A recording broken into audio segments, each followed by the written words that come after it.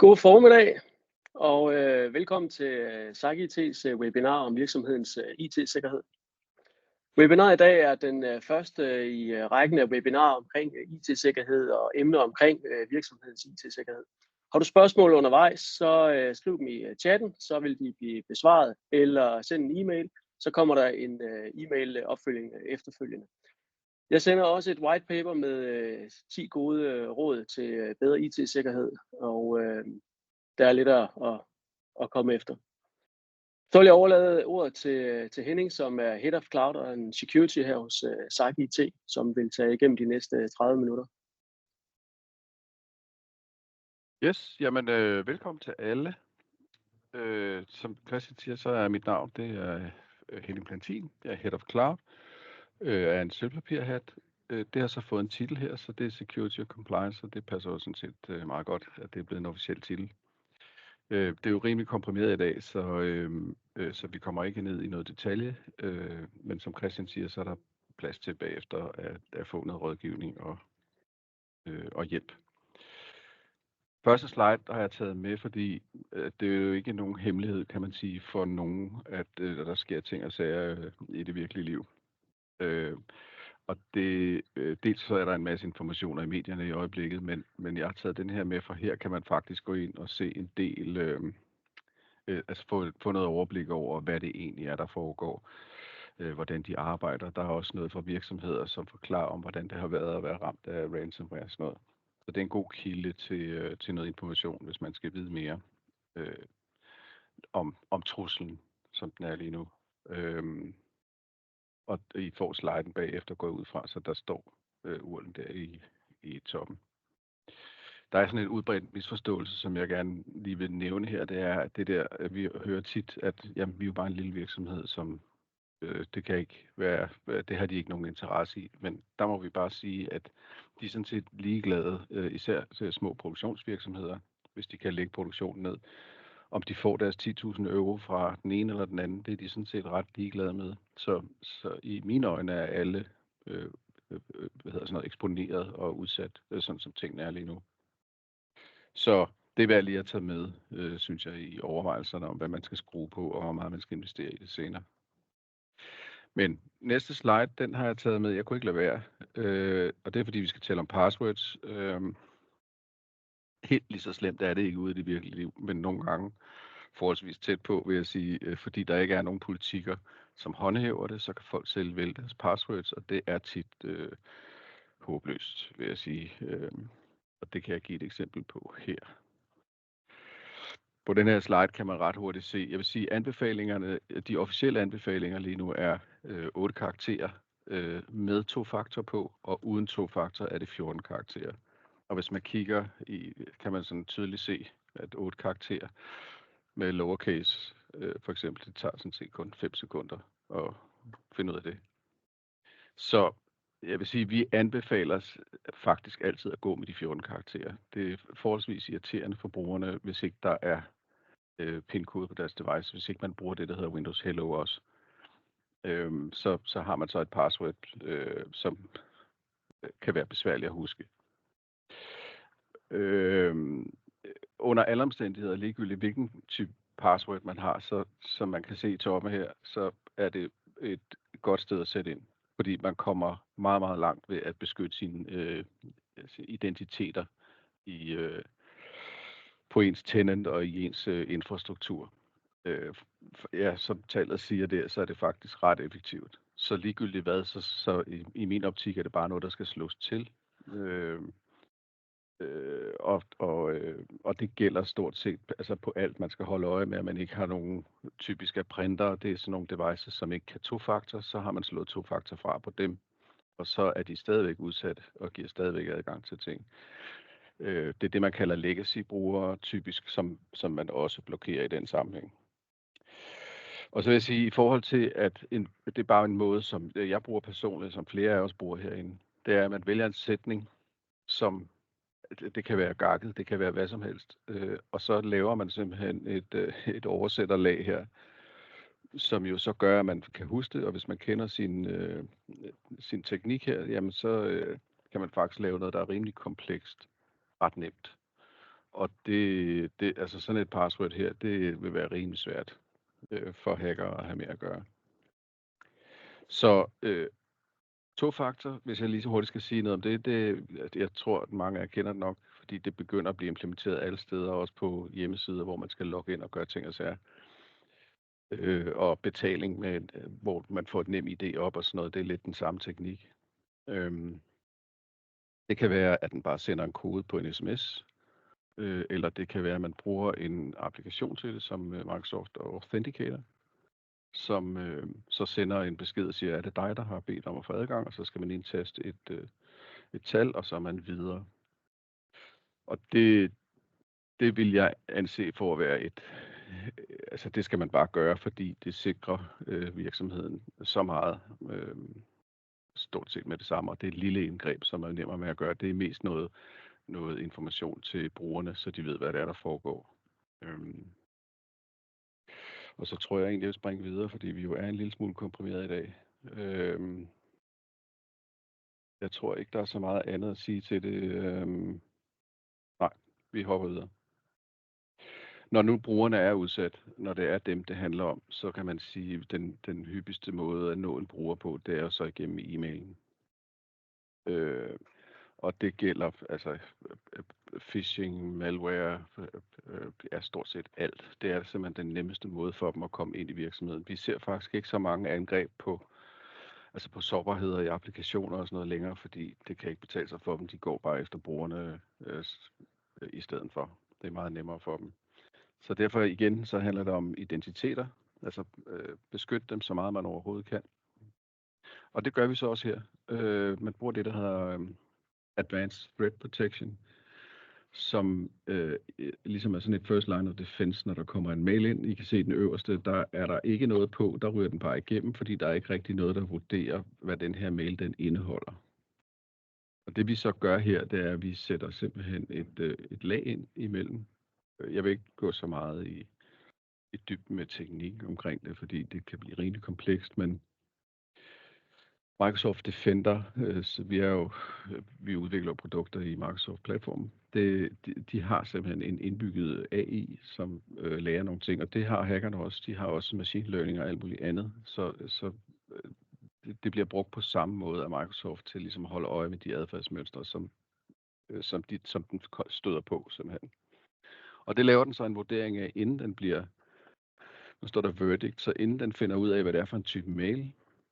Og der vil så, hvis den bliver blokeret der, eller kommer i karantæne, eller ryger ned i junk-folderen, det er sådan lidt, hvad man selv synes, man vil med det.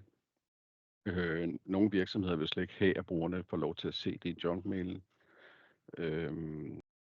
Det kan også beskyttes med et password, så de ikke kan pille den ud af karantænen uden et password til det, for eksempel. Men den her midterste del, den går simpelthen ind og smager på det hele. Den går ind og ser, hvad er der i links i mailen, er der noget, der ikke stemmer overens. Altså sådan et rimelig komplekst apparat inde bagved, der i virkeligheden arbejder. Og for Microsofts vedkommende er deres AI-funktioner og deres Defender-produkter koblet sammen, så de taler simpelthen sammen og har adgang til det samme data, så det er stort set på alle deres produkter, også med deres cloud-beskyttelse osv., som er en kæmpe stor fordel i den her sammenhæng, og det bliver rapporteret ind med det samme, stort set, når den finder noget, så er det aktivt alle steder med det samme.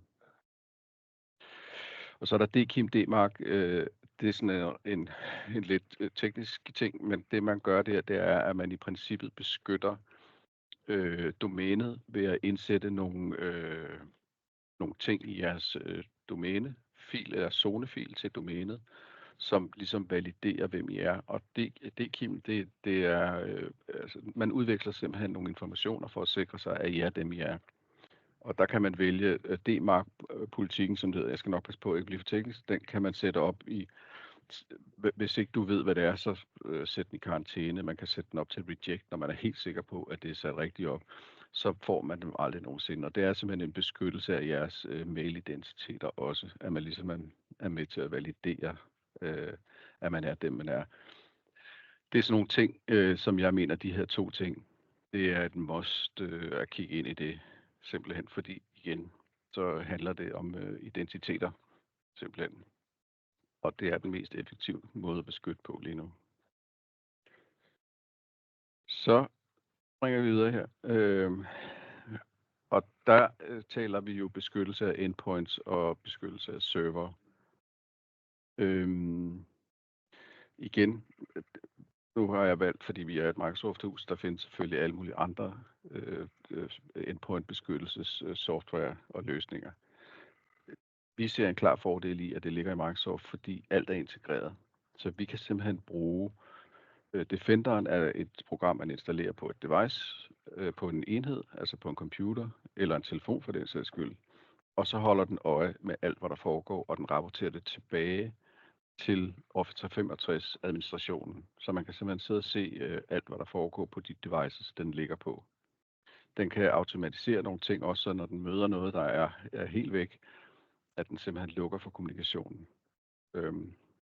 Der er eksempler på, at Defenderen har lukket malware ned på et større netværk, hvor de kun nåede at kryptere omkring 4% af devices. Så lukker den simpelthen for adgangen til internettet, og så er det kun Defenderen, der kan kommunikere, altså applikationen, der ligger på devicet, den kan kommunikere med, og så kan man begynde at finde ud af, hvad der er foregået i vores ende. Og de her, som man kan se, at den nederste hernede, så er det i virkeligheden, igen, vi opererer med, at man har noget identitet, og man har noget data. Altså, det er ligesom splittet op i nogle forskellige afsnit. Men det vi forsøger at gøre, og også automatisere, det er for eksempel at holde øje med brugernes adfærd.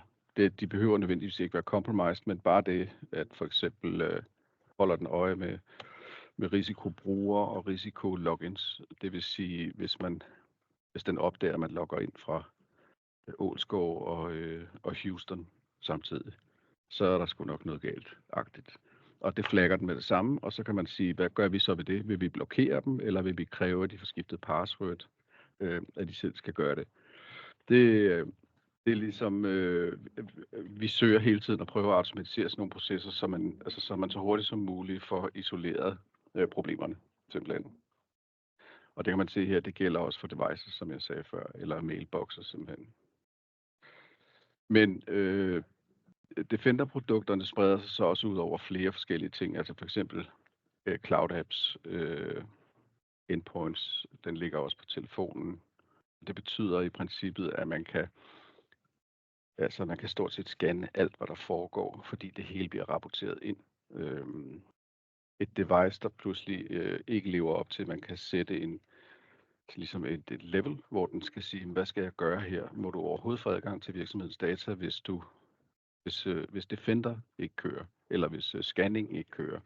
Er du så compliant, og hvad skal vi gøre, hvis du ikke er det? Skal vi lukke den ned, eller hvad skal vi gøre? Så derfor er den integration for os enormt vigtig og enormt brugbar, kan man sige. Et meget stærkt værktøj i vores verden til at holde styr på, hvad der foregår. Så hopper jeg lige herover. Det er en ting, vi ofte støder på. Det er, at folk de tror, at når de har fået en Office 365, så er den konfigureret, og de tror også, der er backup på. Og til det kan jeg sige, nej, det er den ikke. Man får muligheden for at lave de her ting, men det skal konfigureres. Det skal simpelthen sættes op. Og til det, der bruger vi så nogle monitoreringsværktøjer, som Microsoft også har stillet til rådighed. Microsoft har valgt, nu ved jeg ikke lige, hvilket niveau vi er på i dag, men nu meget kort kan jeg lige sige, at man ude i verden opererer med nogle regelsæt, som er et sæt kontroller, som man kan bruge til at blive certificeret på og sige, at I har fået et stempel, I lever op til ISO 27001 for eksempel, eller en ISO 3000 for eksempel. Og der har Microsoft valgt simpelthen at implementere alle de kontroller ind i deres setup, så vi kan gå ind og trække det, der hedder en Secure Score-rapport, og på baggrund af de ting, Microsoft ved om de regelsæt, så går den simpelthen ind og vurderer, hvor du er henne i forhold til et gennemsnit af virksomheder i samme størrelse. Og det værktøj er et super, super duper værktøj for sådan nogle som os igen, fordi det kan ligesom pinpointe nogle ting, man måske ikke lige ser. Har I nu husket at gøre sådan? Har I slået den her til? husk at gå ind i Teams, og gæster må ikke sådan og sådan. Altså alle mulige ting, som vi bruger kontrollerne til. Og de rapporter, dem trækker vi simpelthen både som Secure Score, som så er forbedring af sikkerheden på tenanten eller på jeres Office 365, og så en Compliance Manager, som i princippet fortæller os om, hvis computerne lever inde i jeres Office 365, hvis det ligesom er dem, der styrer politikkerne, så kan vi bruge Compliance Scoren til at sige, hvor mange af jeres devices er compliant, og så ud fra det tage fat i de devices, der er problemer på. Og det kan for eksempel være, at de er havnet i high risk, fordi de har for meget software, der ikke er blevet opdateret, for eksempel, og der simpelthen er huller i det, at deres Office-pakke ikke er blevet opdateret, osv. Det er sådan nogle politikker, man kan bestemme og kan skrue på i en uendelighed, hvor stramt man vil have det. Det er selvfølgelig altid noget, man gør i dialog med kunden, hvilket niveau det skal være på. Men det bruger vi så efterfølgende til at monitorere. Og som sagt, så er det ikke noget, der sker af sig selv. Det kræver simpelthen, at man holder øje med det. Og det gør vores kunder vælger så ofte at lade os gøre det. Og så har vi sådan en abonnementsting, som Thomas ved en masse om, hvor vi simpelthen holder øje med det her og kan vende tilbage og analysere på det og sige til kunden, jamen vi foreslår, at vi i hvert fald kigger på det her for at komme i mål. Og ud over det, så bruger vi selv det, der hedder SIS 18-kontroller, som var et af de regelsæt, jeg talte om før. Den bruger vi rigtig meget til alt, hvad vi laver. Vi programmerer på basis af det, simpelthen, så vi i princippet ved at skubbe nogle ting ud til kunden, så Office 365 kan sørge for, at man er compliant på de kontroller, eller i hvert fald en stor del af de kontroller, der ligger i SIS 18. Så har jeg skrevet data loss protection på her også, og det har jeg egentlig gjort, fordi at jeg anser data for at være virksomhedens, eller ofte i hvert fald være det vigtigste asset, man har. Det er, at der ligger rigtig, rigtig mange ting i virksomhedens data. Og det vi kan, det er, at vi kan simpelthen bruge en automatiseret proces til, at vi definerer, hvad det er, vi skal kigge efter, og så sker det helt automatisk. Og så kan man sætte nogle regler op, der siger, at hvis du støder på, lad os nu sige noget personhenførbart data, så finder den det ind i mailen. Den kigger ind i alt. Den kigger ind i mails, SharePoint, den kigger ind i vedhæftede filer, den kigger i alt. Så kommer den op med en liste, og så kan man selv ud fra den side pinpointe, hvad det er, man synes, der skal beskyttes. Eller man kan automatisere det og sige, hvis du støder på et CPR-nummer, så skal du altid sørge for, at det aldrig kan forlade virksomheden, medmindre det bliver sendt sikkert. Og på den måde kan man ligesom leve op til en del af både GDPR, altså at man ikke kan smide følsomme data ud af en ansats-kontrakt eller et eller andet i den stil, noget sundhedsdata eller et eller andet. Det kan vi simpelthen sørge for ikke forlader virksomheden. Og det er igen en automatiseret proces, når man har defineret det. Og det er jo også en slags monitorering, så det var derfor, jeg tog det med her, fordi det er altså vigtigt at holde med sådan nogle ting. De fleste bliver meget overrasket, når vi sætter data loss protection op i test mode, der de siger, jamen vi har ikke noget særligt liggende. Og når vi så kigger på det, så viser det sig så, at der ligger rigtig, rigtig meget data alle mulige steder, som er kategoriseret som følsomme data. Så en god ting at tage med. Nu ved jeg ikke lige, hvordan tiden, jeg tror, den løber lidt, så jeg må hellere tage mig sammen. Ja, næste skridt, what do? Vores indfaldsvinkel til det her vil jeg lige flagge her, fordi det vi har gjort, det er, at vi har sagt, at hvis alle de her ting, som vi ved er med til at sikre en tenant, hvad kan vi gøre for ligesom at lave en ensartet proces på det? Og der har vi simpelthen lavet det, vi kalder en security baseline, som er i princippet er nogle PowerShells, vi skubber ud, så vi ved, at vi hvilke nogle ting i SIS 18-kontrollerne, vi kan sætte kryds ved.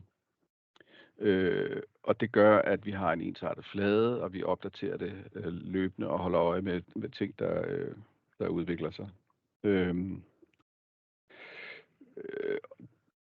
Det vi kan, for at få alt det, vi har siddet og talt om her, der har Microsoft en licens, der hedder Microsoft Business Premium. Den er vi rigtig glade for, fordi det er en forholdsvis billig licens i forhold til, hvad man får af funktionalitet. Man får Defender for Endpoint P1, som den hedder, som giver al den funktionalitet, jeg talte om før.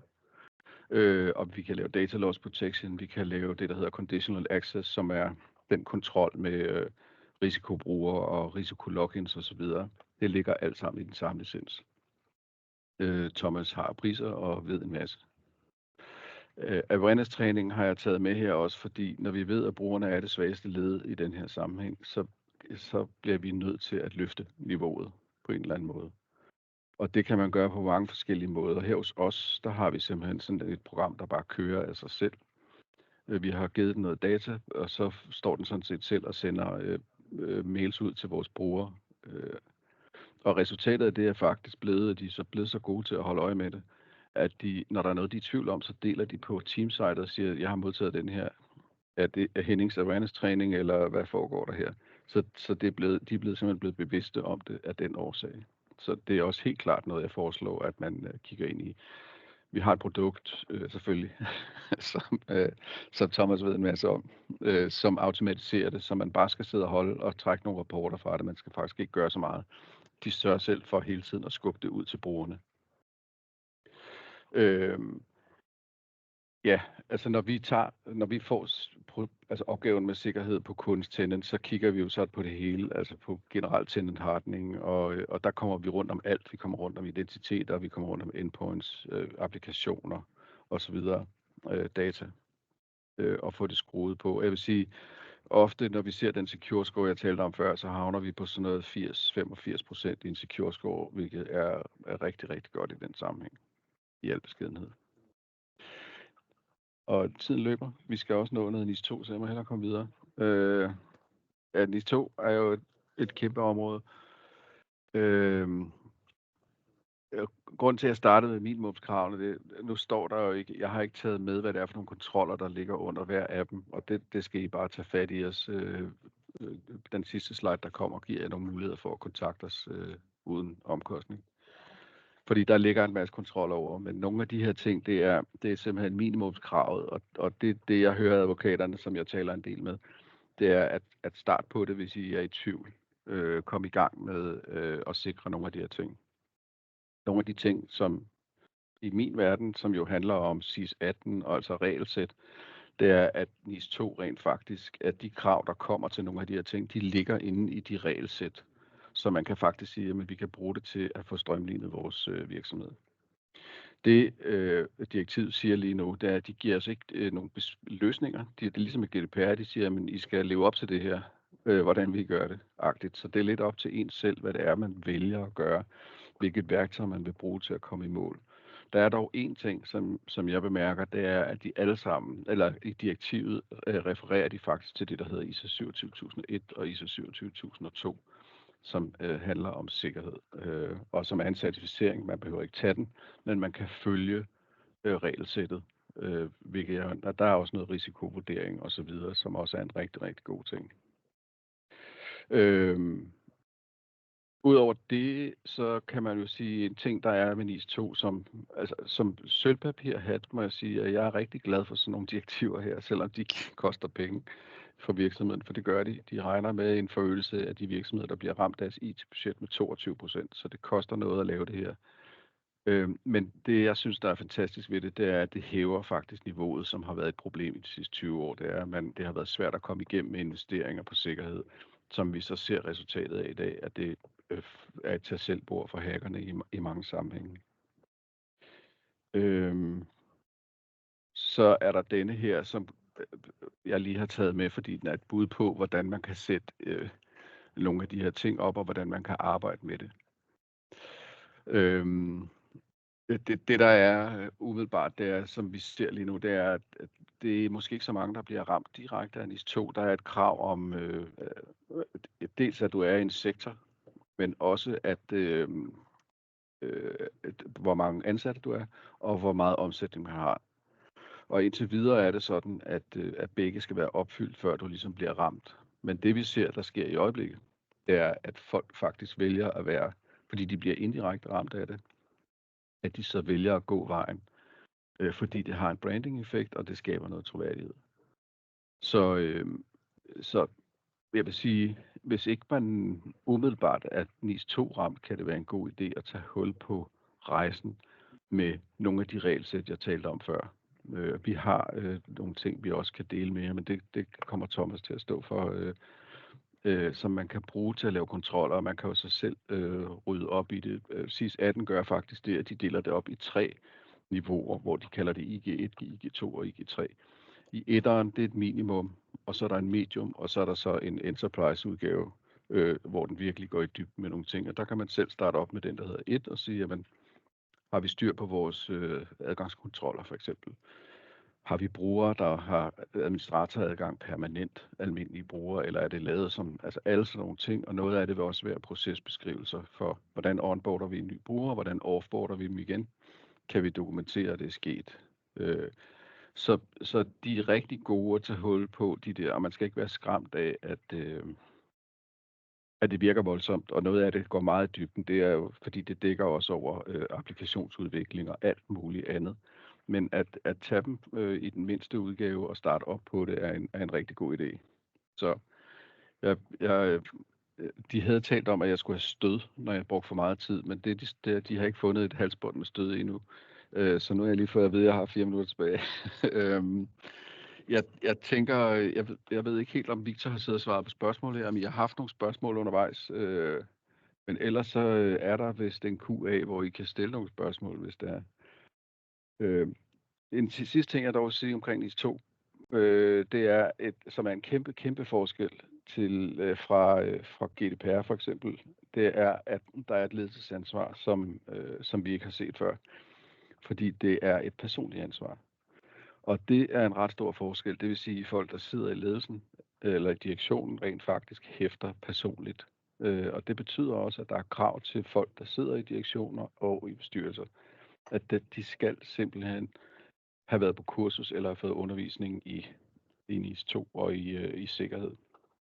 Og det er faktisk det er så vildt, at hvis der er en virksomhed, som er direkte ramt, så har myndighederne faktisk beføjelser til at afsætte ledelsen, hvis ikke de retter ind, når de får at vide, at de skal rette ind. Så det er sådan ret vide beføjelser, der ligger i NIS2 i forhold til, hvad vi er vant til. Vi har noget omkring ledelsesansvaret, som vi også skal dele, når I kommer dertil. Og det er den næste slide. Det er det er Thomas, hvis I har brug for mere, og det gætter jeg på, hvis I sidder med nogle, fordi det er nogle store emner, vil jeg sige, hvis vi især NIS2, hvis man skal hjælpe jer med det, som kræver, at I tager fat i Thomas, og så kan vi sætte et møde op. Men det styrer Thomas med hård hånd, simpelthen. Så tror jeg er tæt på at være i mål. I princippet kan jeg se 2 minutter. Så ved jeg ikke, at der er noget, vi skal følge op på her. Hvad siger du, Christian? Har du noget? Du er Fornemt, og det er... Der var ja. Fornemt. Jeg tror, vi er meget, meget tæt på tiden. Så må vi kan sige tak, Henning, for alle de gode punkter.